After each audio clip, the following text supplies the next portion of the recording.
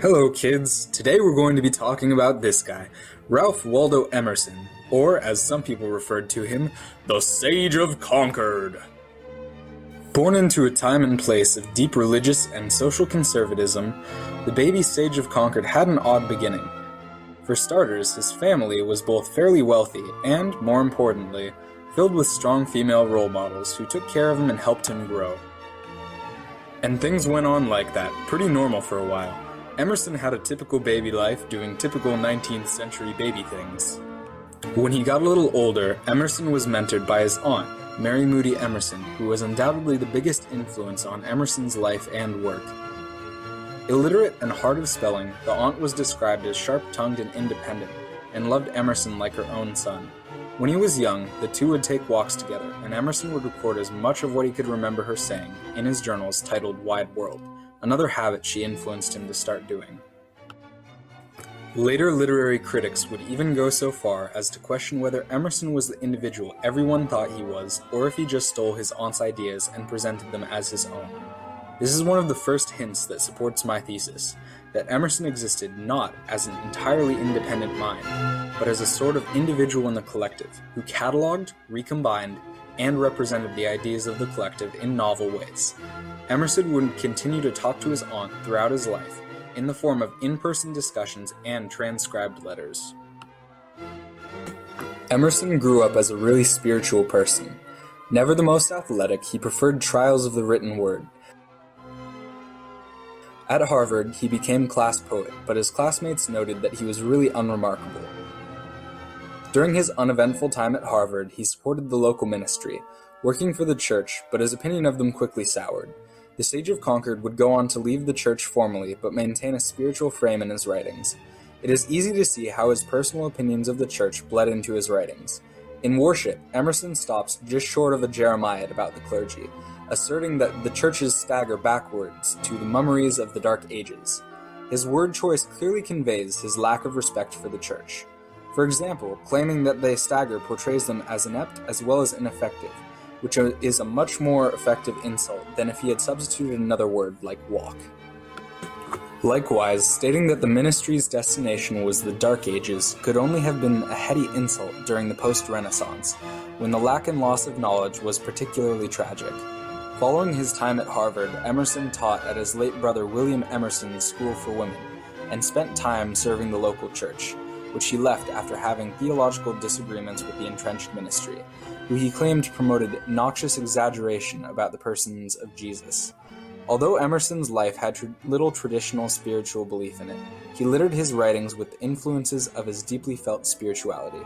When he writes of Caesar's hand and Plato's brain, of Lord Christ's heart and Shakespeare's strain, in his poetry, beginning on the heart of his essay in history, Emerson reveals his belief that religious morality is an integral part of humanity's history.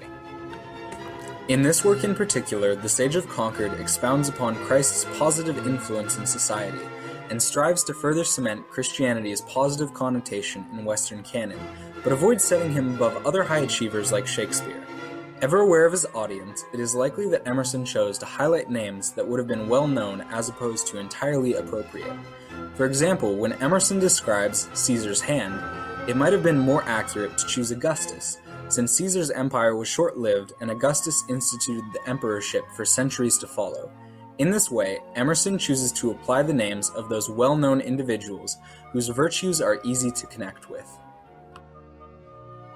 After his stressful and disheartening experiences with the parish, Emerson fell sick and traveled around the United States and Europe, where he met and discoursed with several intellectuals, including Prince Murat, Napoleon's nephew, John Stuart Mill, a prominent English utilitarian, Thomas Carlyle, whom Emerson considered a personal mentor, and William Wordsworth and Samuel Coleridge, English Romantic poets. Emerson would later incorporate many of their ideas, writing about English reformers and including poetry before all of his essays. While Emerson's work benefited greatly from professional contacts, his philosophical insights were also molded by his family and friends. Despite what the title of the Sage of Concord's most famous essay, Self-Reliance, might have you suspect, Emerson's ideas were heavily influenced by his familial and social relationships. Growing up, strong female figures surrounded Emerson, which was unusual for an early 19th century American. His childhood circumstances may have influenced his notions about self-reliance. After all, if the women in his life were self-reliant, others ought to be as well. After leaving the nest, Emerson married his first wife, Ellen Louisa Tucker, who died only a short while later. Her death greatly shook Emerson, who was hurt enough that he questioned whether God was real, and if so, how he could inflict such misery. Emerson would visit her grave daily when he was in Concord, and reference her in his poetry and writings on misery. After his trip to Europe, Emerson would marry a second time and form a mastermind group with other American transcendentalists, the Transcendentalist Club. Eminent thinkers who influenced his writing from this group include Margaret Fuller, Elizabeth Hoare, Henry David Thoreau, and Sarah Ripley. The mastermind would publish a number of essays in the Dial, which was widely circulated and popular in America.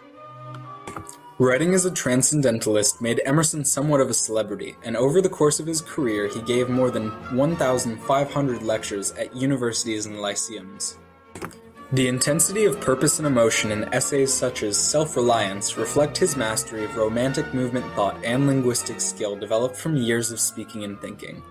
While some might consider Emerson's usage of oratory form in his essays as unnecessary embellishment, it's hard to deny how unfiltered and emotionally overwhelming his essays are.